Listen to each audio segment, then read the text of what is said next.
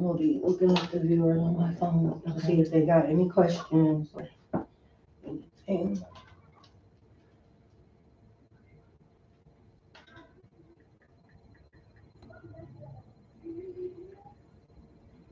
Kids still ain't listening.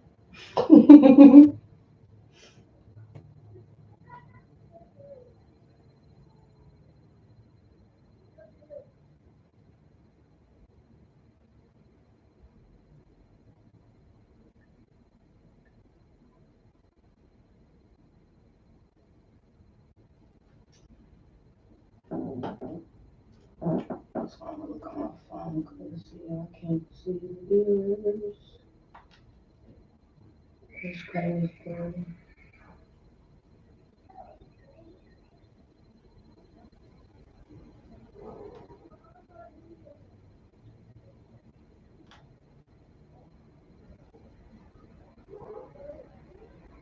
Hey, hey, hey, to the 4 people that's on here.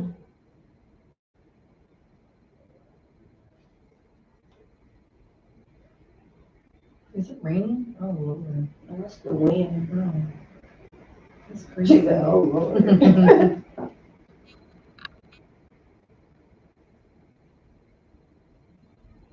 Okay. Okay, you ready to start? Yeah. We got 4 people to catch up, ask, follow, whatever. Hey, what's up? It's your girl, China Harvey, aka the Doll. We in the Doll Room 330. I have a special guest here with me today. Everybody, welcome Candice Fox to the Doll Room. Hey. Hey, Candice. How are you? Not too bad. Could be better, could be worse. That's good, a little louder. So let's start. So take us from the top on the night in question. Well, I will say it's been nothing but honestly a living nightmare. You know, you think that we could trust to call for help in a time of need, you know, to our local police officers, EMTs, any of that when we're, you know, in a bind or anything, you know, we just always trust that we can call for help. Okay. Well, this night, I thought I could call for help, but it turned into like the biggest nightmare of our lives, literally. So, you know, everybody always, I won't say like is scared to talk about it, but a lot of people don't want to discuss mental health. Okay. And I will say one thing, if anybody ever is experiencing any mental health, please do not be afraid to seek help, seek support, anything. If you need any mental help, please look for help because it could literally happen to anybody. Nobody's perfect. Okay, so prior to this situation, was there any mental health concerns prior to this that either you or him didn't know about? So I will say, not nothing this severe, you know, maybe like a little bit of like ADHD or something that he was seeking help for, you know. But in regards to the incident that happened, no, Okay. no. And upon talking to professionals and things like that, no one can predict when this type of situation will occur. Okay. So it's unpredictable. One day you could be fine, one day, you know, something just might happen. Okay. So just always be aware. And if something does not feel right or anything, you know, ask for help. Okay. Ask for help. Okay, so on the night, I don't know why you want to say the night in question, but okay, on the night that all of this occurred, Mhm. how was the day going? So that day, let's start from the very beginning. Okay. So this all started, I will say, around February 5th, where I just noticed like a decline in like the way he was speaking, things he was saying. You know, some of his actions weren't up to par. Okay. Um, so leading up to the night of the arrest from Warren PD, February 8th was the first occurrence with a 911 call for help. And this is from your house. You made the 911 call? Yes. Okay. Yes. What made you make the 911 call? Again, I noticed like his mental health deteriorating. He had like some hallucinations. He just seemed not himself, like didn't, what really alarmed me was like when he really didn't know who I was. Okay. You know, he always speaks so highly of me. So for him to not know who I am at a point in time is really concerning. Okay.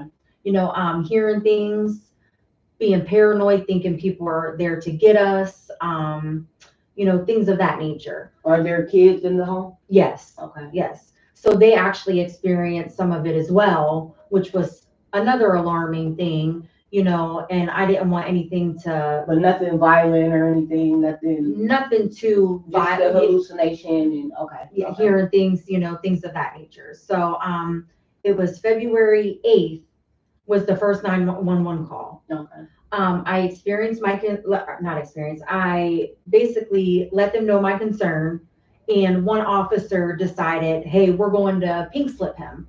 And this is at your house when they arrive? Yes, so Okay. this is going to be on February 8th, which was the very first 911 call. February 8th, I called, and one officer decided, hey, we're going to pink slip him. We see that, you know, with your story and the way he's acting, we're going to pink slip him. Okay. I'm like, okay, you know, let me prepare myself for this. You know, he's finally going to get the help that he needs. Is this in the daytime or at nighttime? This is at nighttime. Okay. So, the other officer who arrived on scene basically shut down the pink slip. The officer who initiated it, the other officer shut it down, said that I basically had no, I didn't have the authority to make that call. Okay. But in all reality, it was the officer making the call because, you know, a lot of people don't know, but the officers are allowed to pink slip you if they have probable cause. So again, if you don't know that now. An officer is allowed to pink slip you with probable cause, Okay. even if they don't want to go.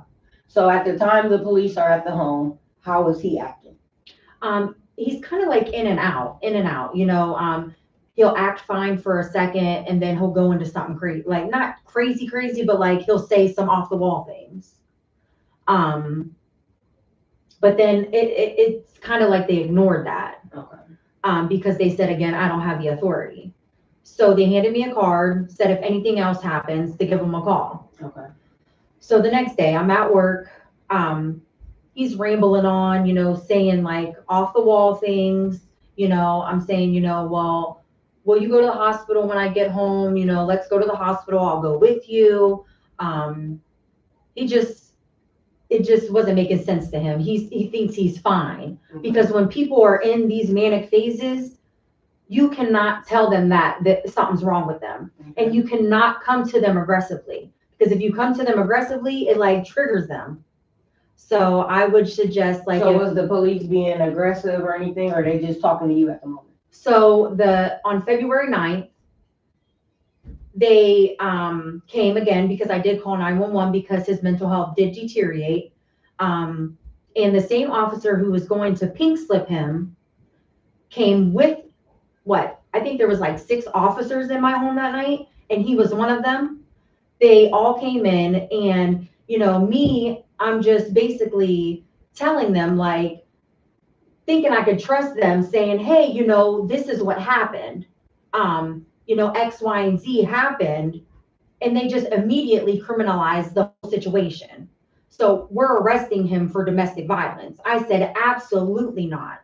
I said, this is not him. He's not a violent person. He does not put his hands on me. Something is not right. He needs to go to the hospital. What made them go directly to domestic violence?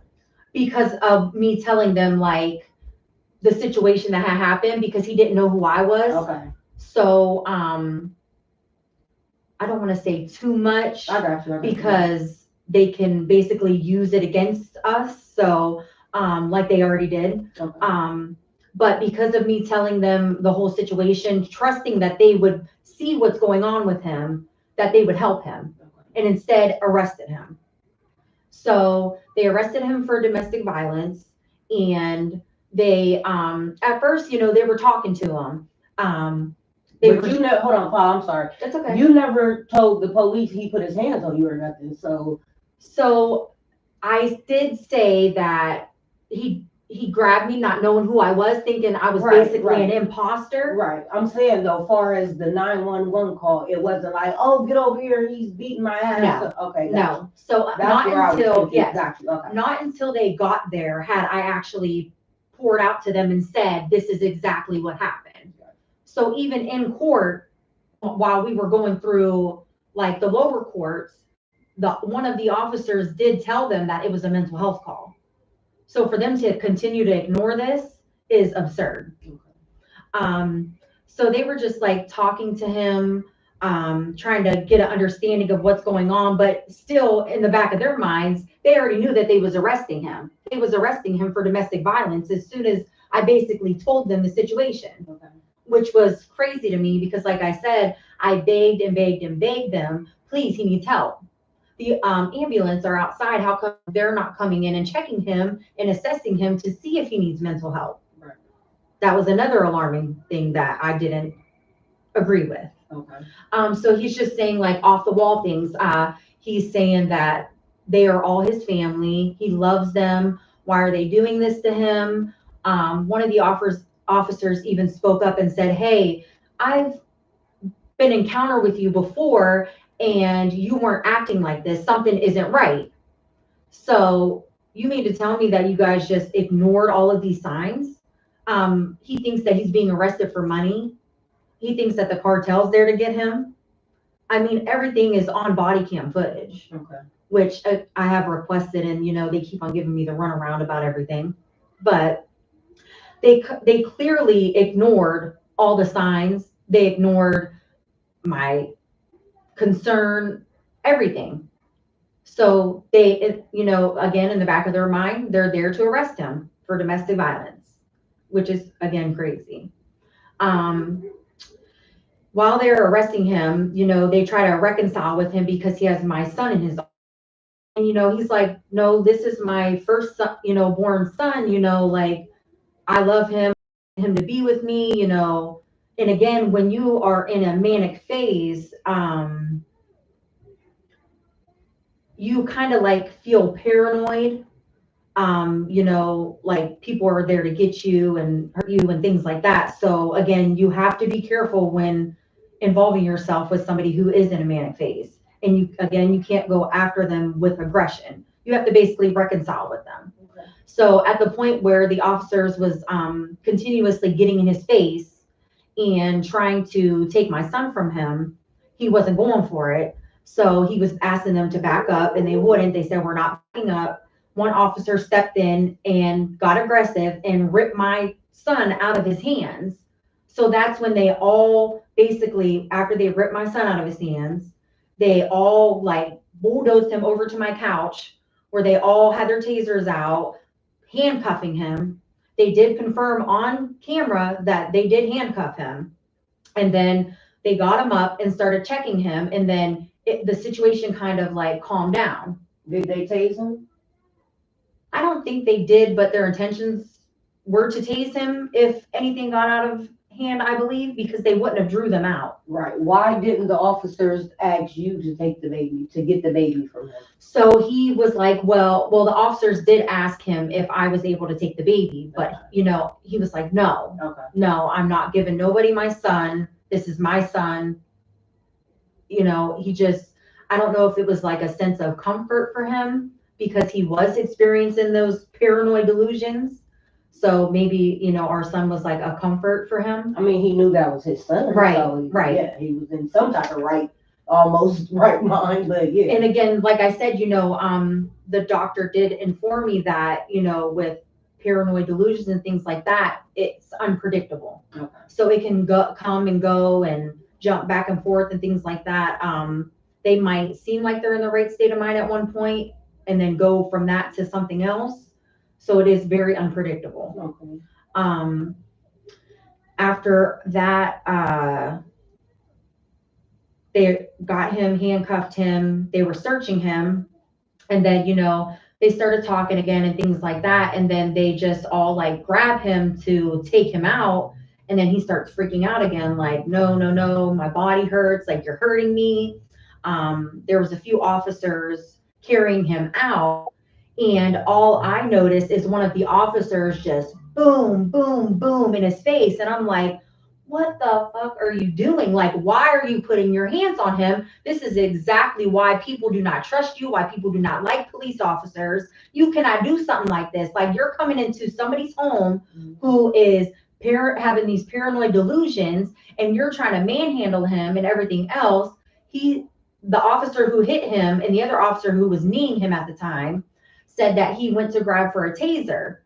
But my concern was like, I didn't see nobody grab a taser. They said that they have it on video that he was grabbing a taser, but when you watch the video and things like that, it looks like he was trying to like position his arm differently because it was behind him. So he really didn't know what was going on behind him. So for him to knowingly grab anything, he didn't. So they said that that was the reason for the excessive force, which I think is crazy. And then after all of that is said and done, they take him out to my driveway and drop him on the ground and tell him to shut up, bitch. Wow. And again, it's all on video. So for you guys, even if, like I said, if he did grab anything, it wasn't knowingly, and he did not see what he was grabbing or nothing, because you guys were all carrying him out while he's being handcuffed. Well, I apologize. He was handcuffed, and that's like, you know, me being handcuffed, and there's 3 or 4 of you guys carrying me out. I don't know what's going on behind me. So did they carry him like Hulk carry him? Like they all had a, So you know how they carry him when they acting up like so they they eventually did, after they dropped him on the ground, they picked him up like that and took him to the cruiser. But before that, they was carrying him like they had their arms conjoined, like his arms were like this, and there was one here, one in the back of him. And the one in the back of him is the one that was saying, excuse me, he grabbed the taser. Mm-hmm. But that's here nor there. If somebody's grabbing a taser, I feel like you should be pinpointing that taser, not pinpointing somebody's face. I mean, if you're carrying a gun and somebody comes up and that's handcuffed or whatever and tries to grab it, are you going to be punching in the face, or you're going to be trying to grab your gun? Right. So I just, that was the first incident, and that just completely blew me, because, we have people out here right now as we speak that, have hit on police officers, that rob stores, that on camera, and everything else, that are out on bond, or even out with no charges or anything, walking the streets, and you have this man who we called for help on a $500,000 bond. Okay, so they get him in the car, they Mm-hmm. take him away. Mm-hmm. What are you doing at this time? I'm just like freaking out, like, I'm calling, all his family members, letting them know what's going on. Like his dad, his brother, they knew, like, he had already been experiencing, we noticed he just wasn't right at the time. I was just, drained and just kind of out of it myself, because of all this happening, and you just kind of like came and took him out of our home and don't even care to help him. And at the time inside the home when this is going on, where are the kids at? They're watching? Yes. Oh, yes. Wow. Yep. Okay. So they take him to jail. Would you wait till the next day to see if he got a bond or anything? What happens right after that? So the next day, he was supposed to appear in court, which they took him to court. And in the meantime, they're saying, they call him up for a video arraignment, and they're like, I'm sorry, he's not able to have the arraignment today. He's not being cooperative. This is the next day? This is the next day. So I think it was his attorney, I pulled to the side. I said, was it either the victim's advocate? I think it was the victim's advocate and his attorney. I said, look, he is in a manic phase. I said, so of course he's not being cooperative. Like, he's completely out of it. At that time, that was what? 5 days into being in a manic phase. Also, he didn't go to court the next day. This was 5 days later. He had video arraignment. So no, this was 5 days into being into the manic phase, day Okay. one of them arresting him. Got you. So at that time the judge said, well, we'll try again tomorrow. And I'm like, ma'am, he needs to be seen. Like, he needs to go to the hospital. Like, he's in a manic phase, and the doctor told me that when you're in a manic phase, the longer you let it go without being treated, the worse it gets, and then the longer it takes to treat. They just completely ignored me from day one. Ignored me. So then here we are the next day. So what was that? The 11th is when they finally arraigned him. And then it's February 11th. Yes, February 11th, they arraigned him, and the judge finally said, okay, Coleman Center inside of the Trumbull County Jail, you can evaluate him.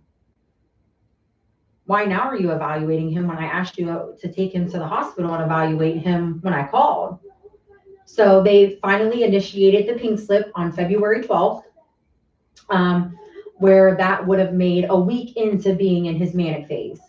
No treatment, nothing. So again, the longer you let it go without being treated, the worse it gets. In the meantime, I start seeing notifications on Facebook. People are sending me messages.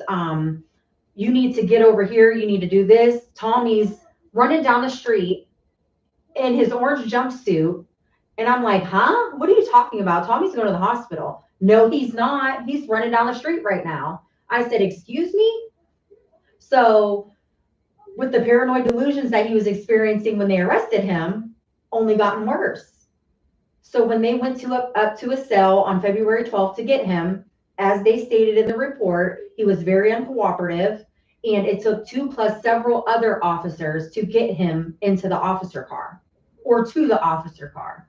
And this is to be transported to get the evaluation? Yes. Okay. So my next concern was, yes, I understand that you guys handcuffed him, but how come you didn't take that extra measure knowing that he was very uncooperative and it took 2 plus several other officers to get him into a police officer car? Why is he not being transported in a transport vehicle with bars on the windows? And people will say, well, that's what you think, but that's not what they think. But I'm sorry, but if I'm a police officer and I see that you are very uncooperative, it takes multiple people to get you to restrain you and things like that. I want to take safety precautions because my life could be in danger. But at that time, I just believe that they transported him as a regular inmate because they just put him in the sheriff's car with 2 officers and was taking him to the mental hospital. So in the meantime, like I said, I was getting all these notifications about him running down the street, things like that, so they are saying that he kicked out a sheriff's window, got out, was running down the street.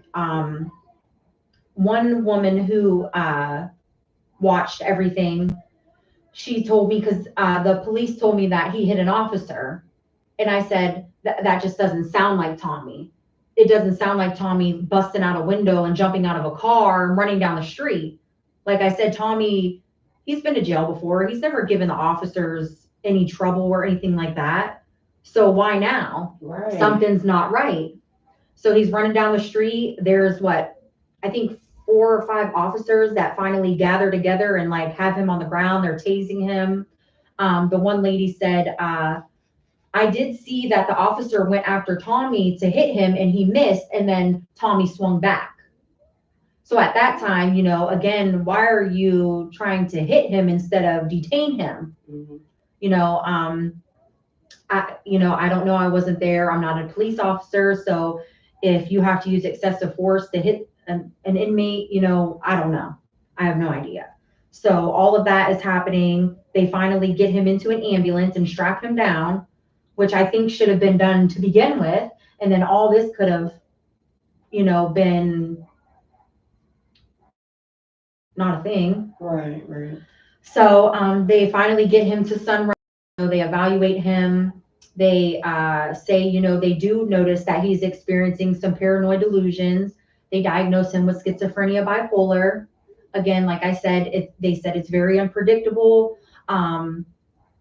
you can't really predict when somebody is going to have a psychotic break, or maybe that they never knew that they really had this issue. It could happen at any time. So you really can't predict these incidents or episodes or anything like that, or you can't predict somebody being diagnosed as well. Have you talked to him from the time of going to jail to where you're talking about now? Yes. How was he on the phone? So he was still like very like angry and not sounding right. Did he know who you were on the phone? Yes. At that time he knew. Okay. Because the people at the hospital, I think it was 3 days later is when they finally let him call. Okay. So they ended up having to restrain him, give him an injection to get him to kind of come back to reality, like calm down, see what was really going on, because he was refusing anything. And so, like I said, they had to give him a couple injections. He finally calmed down, kind of came to reality. But they were kind of like trying to rush the process because he had to go back to jail because he had court. So instead of leaving him there to finish the treatment to kind of really get him to where he needed to be, once he got back to the jail, he again was experiencing those paranoid delusions, was going crazy. People were calling me from the jail, saying like, Tommy isn't right, something's wrong with him. And I'm freaking out at that time. So, I hire a new attorney. His attorney gets him sent back to Sunrise, and they finally like give him another injection, and they finally like get him to realize like, look, we need you to basically cooperate so you can get back in your right state of mind, so you can, do better, you can get through this and not like slow down the process and get everything taken care of. So what is his criminal charge that they're charging him with? So from the arrest at the home, they are charging him with domestic violence, resisting arrest, and robbery. The incident that occurred during the transport to the mental hospital, they are charging him with vandalism, escape, and assault on police officer. Where does the robbery come in at? Because they're saying that at first the officer said he tried to take the taser, then the officer said he took the taser, then the officer said he pulled it out of his belt. But that's where the robbery came in. But they didn't even file the robbery case until, I want to say, a week or two after he initially went to court. And then the other charges, after I hired an attorney for the robbery case, the prosecutor went and indicted him on the other charges in April. So he's in jail currently, right now, as we speak. On a $500,000 bond. Since February 5th or 8th? February 9th. February 9th. And why they holding him, why he got a bond, but he can't bond out? That's where my confusion arose today when I went to see about getting him out. They said, they called and they were like, well, he has this bond and this bond because he has a $500,000 cash surety bond, which we would have to come up with $50,000, but it's a $250,000 bond on one and then a $250,000 bond on the other, both cash surety. But yet he's being held for testing, which doesn't make sense. So if you have a hold on him, why give him a bond? Right. So is he technically, law speaking, allowed to bond out? Or because you have that hold on him, is he not allowed? That's what I'm confused about. So they told you this verbally, or that's on his information when you pull it up, that he has a bond, but there's a hold for something? This is what the bail bondsman told me that they told them today. Okay. So he has a bond, a $500,000 cash surety, but they're holding him because he has to get competency testing. And when does that take place? So he already did 2 testings, which they deemed him competent, which would make sense. He's competent. He's on 4 different medications, including a shot. Right. So the prosecutor told me that he wants to see Tommy, basically wants to see Tommy in prison. He's going to prison. And I said, excuse me? I said, me and you both know that he was not in his right state of mind when any of this occurred. And I called you guys for help. Like, I called you for a mental health crisis. And he was like, well, he basically explained it like, because he wasn't diagnosed with anything prior to this happening, he was basically sane. He just had a psychotic break. Even the forensic doctor deemed him having a psychotic break. But again, it just doesn't make sense to me. Like, in a psychotic break, you don't know what's going on. You don't know what's happening. Like, but you're still going to charge somebody criminally. So did they say if he does end up getting jail time, will it be in a mental health facility or will it be in the county jail? It will be in prison. It won't be in the county jail or a mental health facility because they don't have mental health facilities around here. Oh, wow. So I even asked as an option, well, we have drug court here. What about mental health court? What if we can get him some outpatient treatment, see that he's willing to get treatment like you do for people who's on drugs, Mm-hmm. No, they don't have that. They don't have that. So I'm like, well, I don't get it then. Like, you're not trying to help at all. You would rather help somebody who is a repeat violent offender, somebody who, and I'm not knocking anybody who is on a substance or anything because, everybody goes through something, so if anybody is experiencing anything like that, I would hope that somebody would be willing to want to help them. But in a sense, I feel like with people with mental health, I feel like they need to help them the same that they would with somebody else experiencing something. Mm-hmm. But that's not the case. Oh, wow. That is not the case. They want to see him in prison, which is sickening to me. And there are people out here killing people every day, robbing stores, just doing whatever. And they're out on the streets as we speak. On bond? Bond. Oh. I mean, yeah. I mean, there's people out here. I was looking up a few, like I said, that had some incidents, and they were going for competency testing too. They're out on the streets on bond, on a way less bond than what they're. So when does he go back to court? So he goes back to court on June 3rd and June 18th. But on June 3rd, if he has not gotten his other competency test, they're just going to reset it again.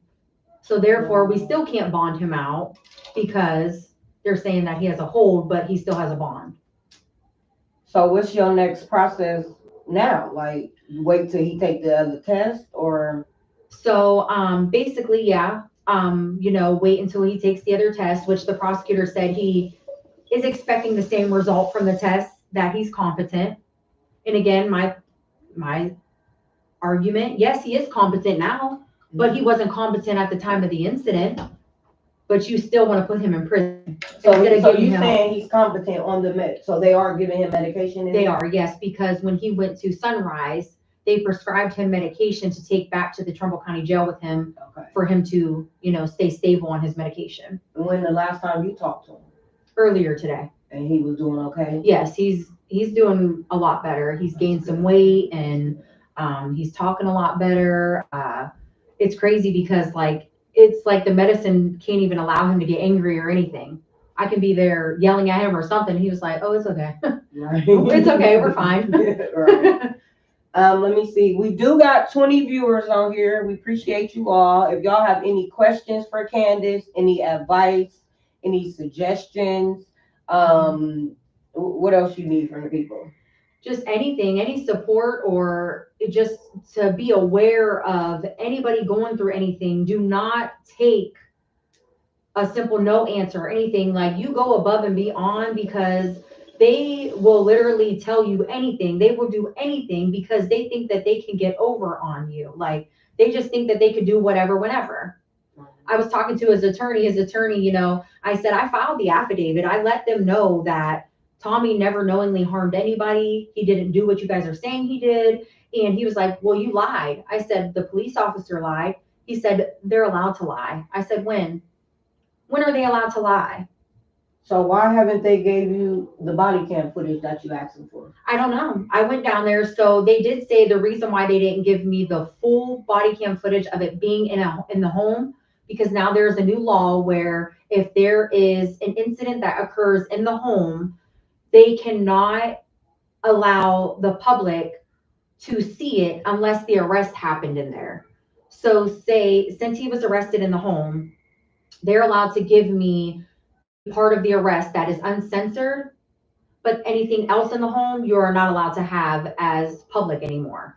So the part that they did give you, it didn't have none of the stuff you were tripping about. So the video that they gave me is not the same video that they are playing in court. I need the view that they are playing in court, and they will not give it to me.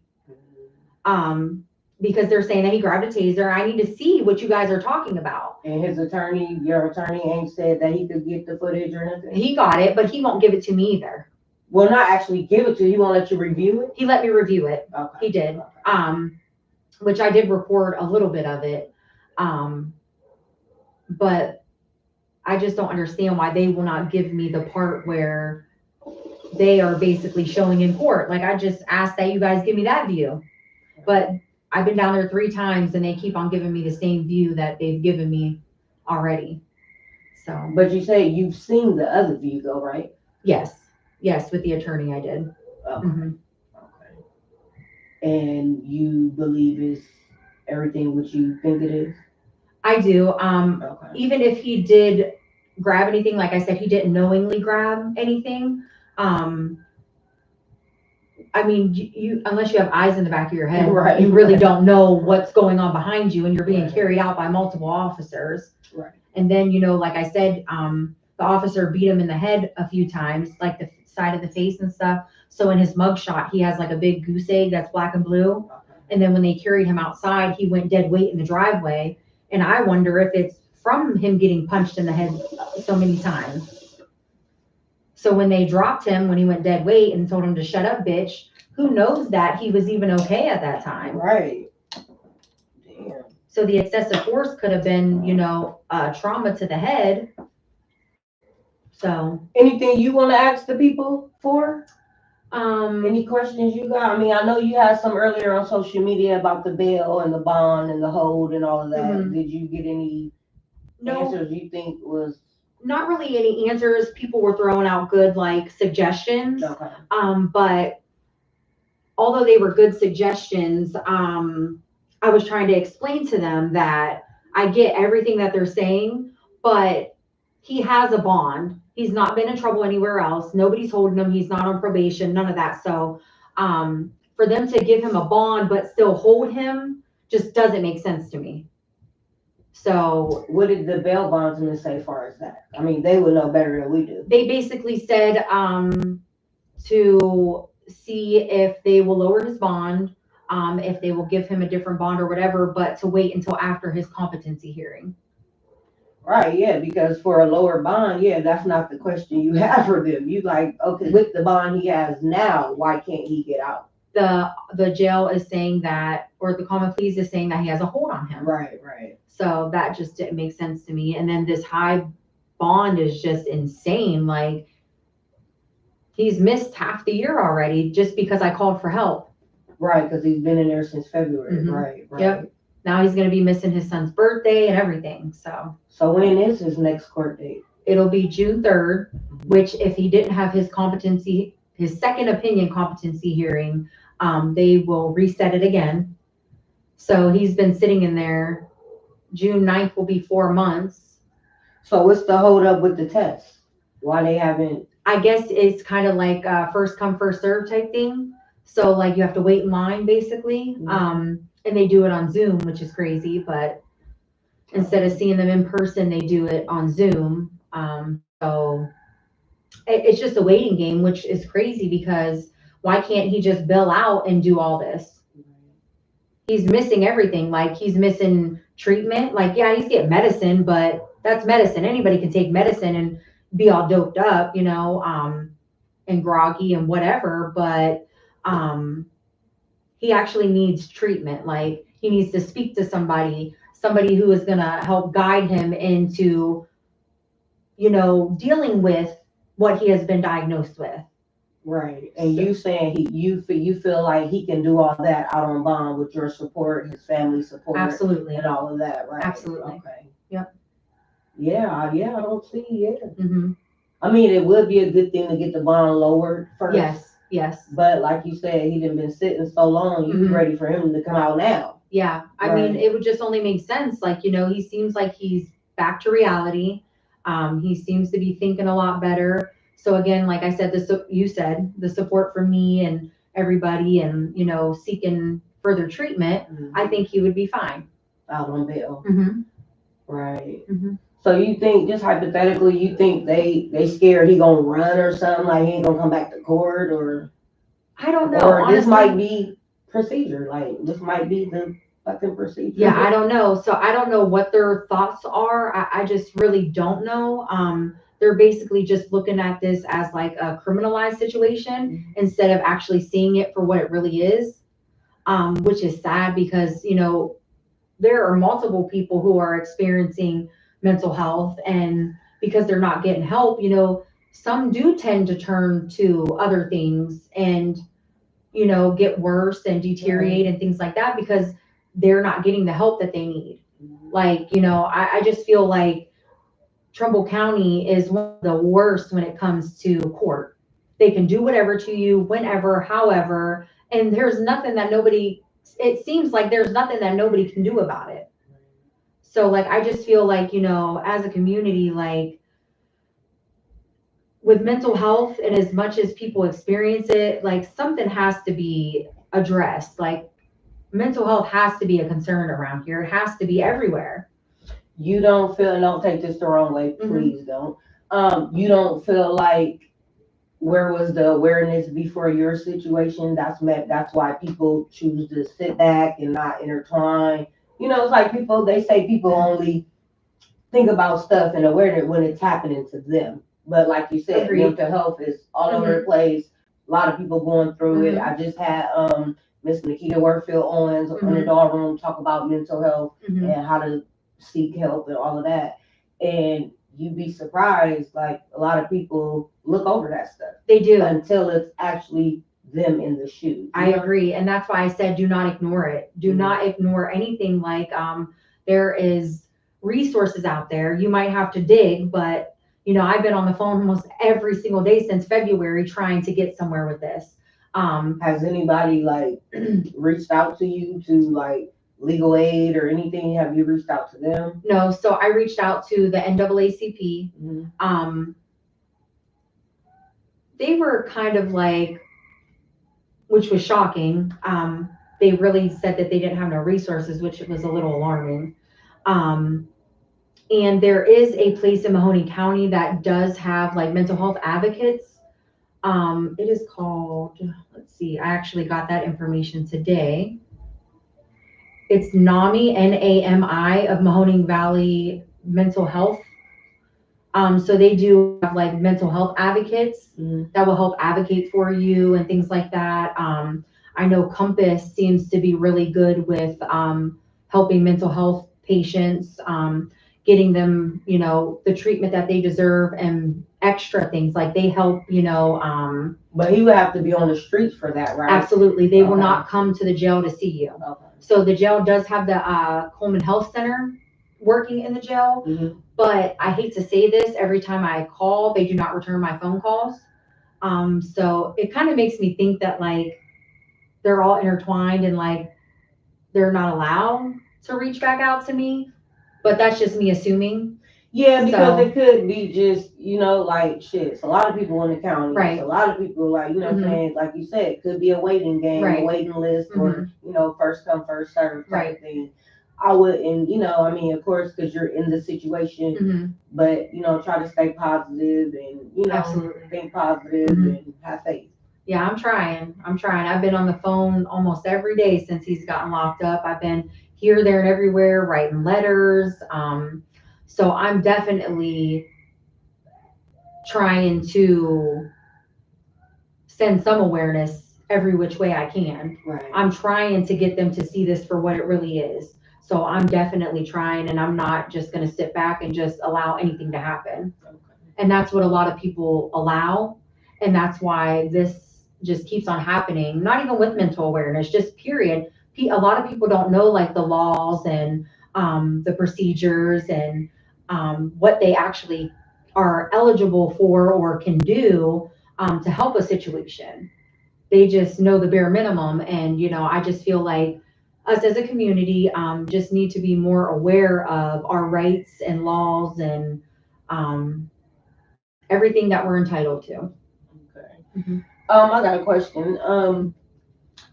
Do you think that because, like you said, he didn't have a prior diagnosis, that this is why they're giving you a hard time?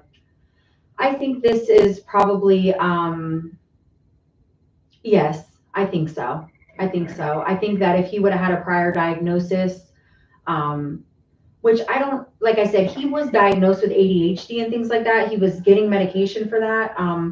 But I don't know the ins and outs of that particular diagnosis. And with us not being married or anything like that, I can't go and get paperwork, so the attorneys might have to do that or something, but they're not going above and beyond either to say, hey, well, he was already seeing somebody, maybe this turned into this, or maybe sit down with the judge and say, hey, look, I understand your guys' concerns, whatever, but look, like, this was a mental health call. It arose from there. One of the officers was going to pink slip him, but didn't. We ended up pink slipping him. So this wasn't just like a criminal situation. This was a real life mental health situation, and it got overturned. Have you at any time blamed yourself for making the call, or has anyone else blamed you for making that call? Now, yes, myself, I said, I will never call for help again.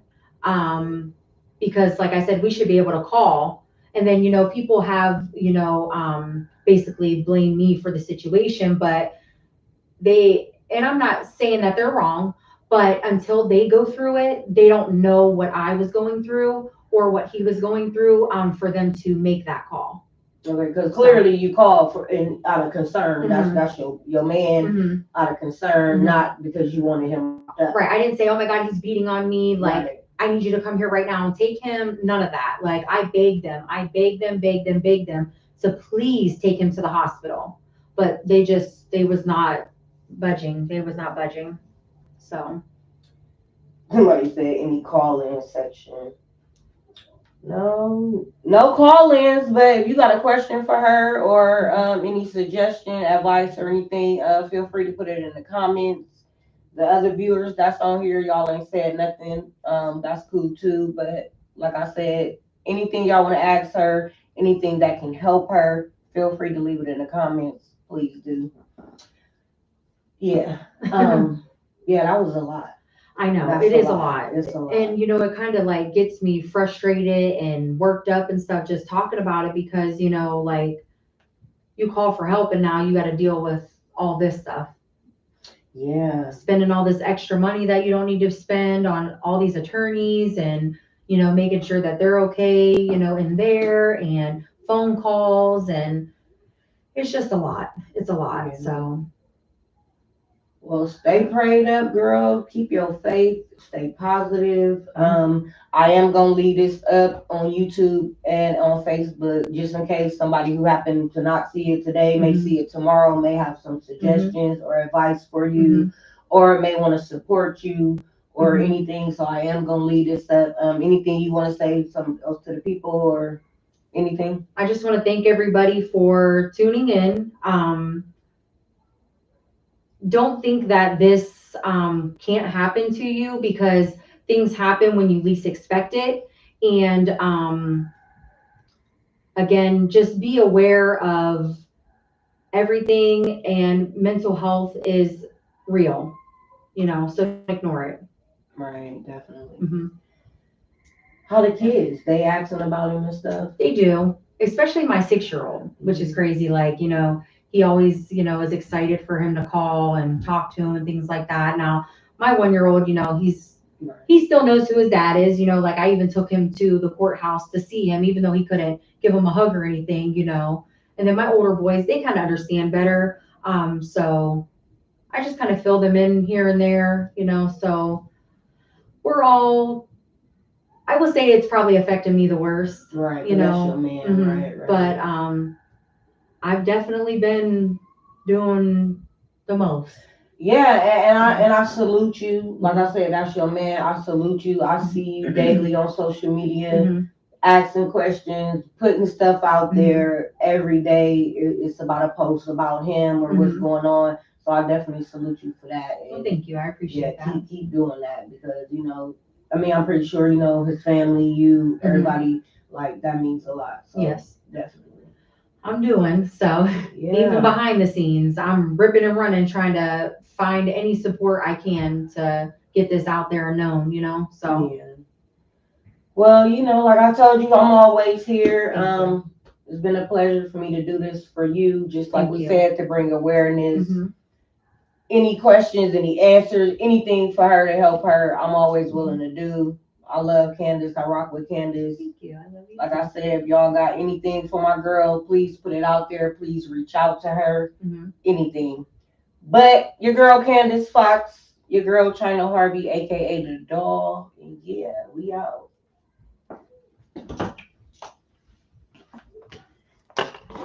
See y'all later. Even if people need help, like with the